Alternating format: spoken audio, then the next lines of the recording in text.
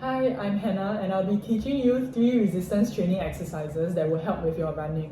So resistance training involves putting external resistance to your muscles, and the number of reps and the intensity can vary to target various strength components such as muscular strength, endurance, power and hypertrophy.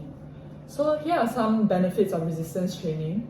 It can improve muscle strength and tone, which will provide support to your joints to prevent injury when running.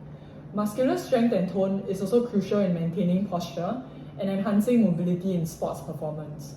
So other physiological benefits of resistance training includes better bone, muscle and connective tissue growth, better blood glucose regulation, and decreased risk of many health conditions such as depression, diabetes and hypertension. So moving on to the frequency, intensity and time of resistance training. So the ACSM guidelines indicates that resistance training should be done 3 times a week minimally, and the exercises will be at moderate intensity. So each training session will consist of 8 exercises, which will take around 60 minutes to complete. And I'll be teaching you 3 of the exercises today. The resistance training exercises can include free weights, weight machine or body weight exercises, but today we'll be using free weights, which is easily accessible and we have access to them. And the exercises will be targeting strength, power and endurance, and we will be targeting the core and the lower body to improve on your running. The resistance training exercises can include free weights, weight machines or body weight exercises, but we will be using free weights today as it is easily accessible and convenient to use. The exercises will be targeting strength, power and endurance, and targeting the core and lower body to improve on your running form. So we will first begin with some dynamic warm-up.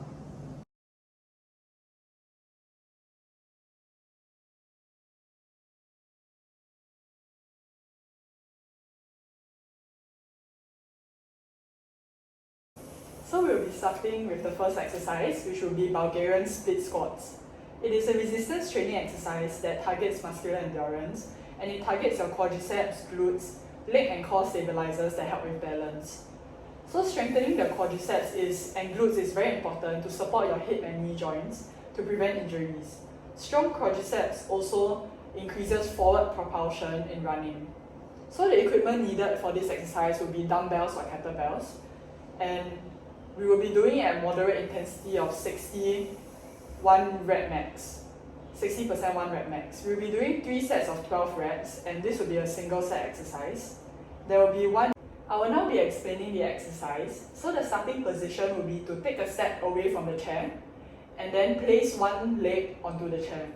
You should be able to balance well in this position. The downward face will be to bend your front leg and lower yourself down. You should stop when your knee reaches a 90-degree bend. And then the upward face will be to drive through your front leg and contract your quadriceps to stand back up. And make sure that your hips travel directly upward. The end position will be to stand back up and maintain tension in your quads to prepare for the next rep. The tempo for this exercise should be 2-1-2-1, meaning taking 2 seconds to slowly lower and stand back up, and pausing for 1 second at the top and bottom of the rep. So I will be standing in front of you in case you need support when you lose balance. And pay attention to your breathing. You should breathe in the downward face and breathe out as you stand back up.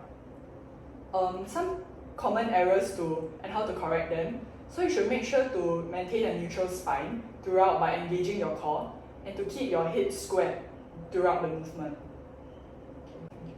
I will now be demonstrating the exercise. So we will start 1 step away from the chair and place 1 leg behind. And then we will bend down to pick up the weight. And then this would be 3 reps.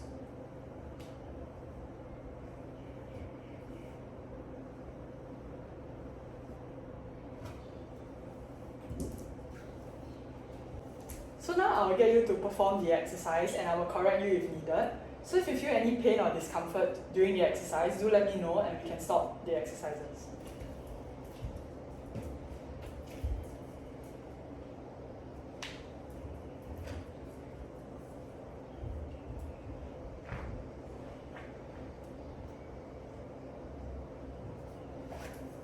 Okay, so there's one thing that you need to change. That would be that there's too much trunk flexion, so you're bending forward too much when you squat. And this can place a lot of extra stress on your lower back. So what I need you to do is to keep your torso upright as much as possible when you squat. Is that okay? Yeah. Yeah. Can try that again.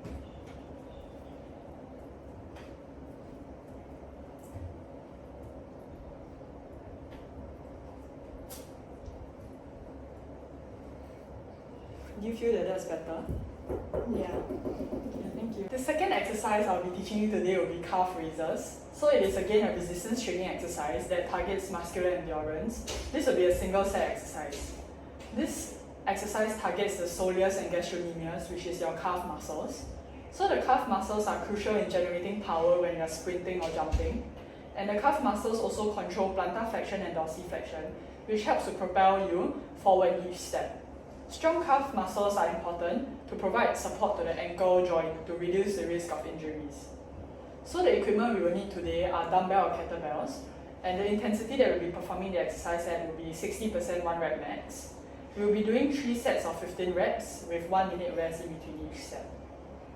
I will now be explaining how to do the exercise. So the start position will be to stand shoulder width apart and torso upright, looking forward all the time.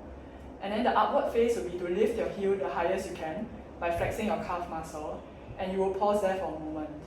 The downward phase will be to slowly lower your heel but do not rest your foot on the floor. And the end position will be to pause at this position before starting the next rep.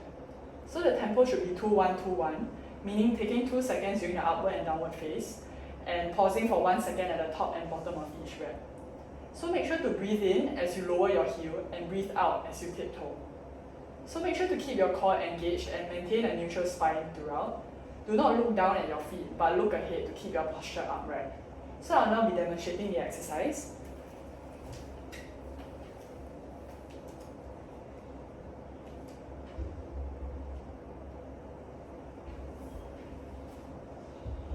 So now I'll get you to try the exercise.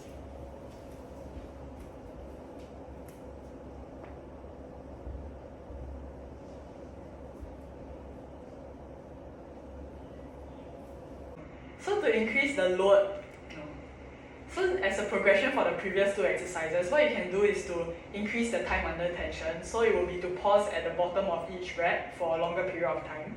Or you could also increase the load that you are holding on to.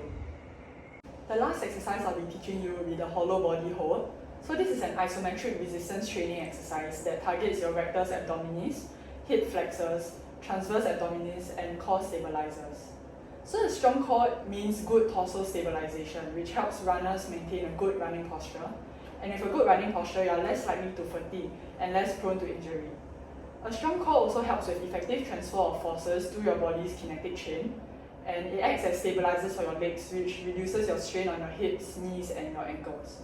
So no equipment is needed for this exercise, and it will be body weight at moderate intensity. We will be doing 3 sets of 1 minute holds. And I'll be going through the exercise now. So for this exercise, we'll need to lie down facing up and to keep your arms at end position. Okay, I don't know what I'm writing there. So I'll now be explaining how to do the exercise. So you need to lie down facing up and keep your arms beside your body.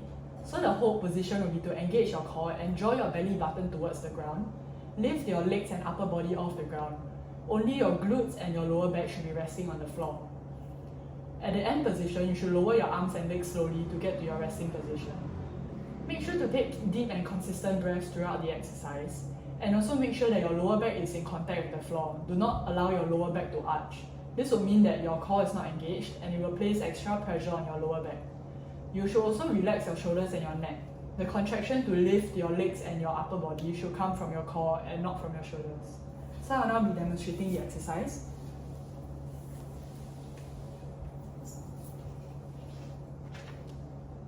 So you will hold in this position.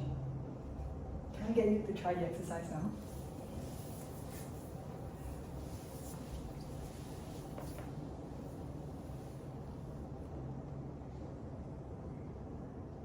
Now that we have completed all 3 exercises, I will need to check in with you before I can release you. So are you feeling okay, or do you have any pain or discomfort? No. Okay, that's great. Thank you.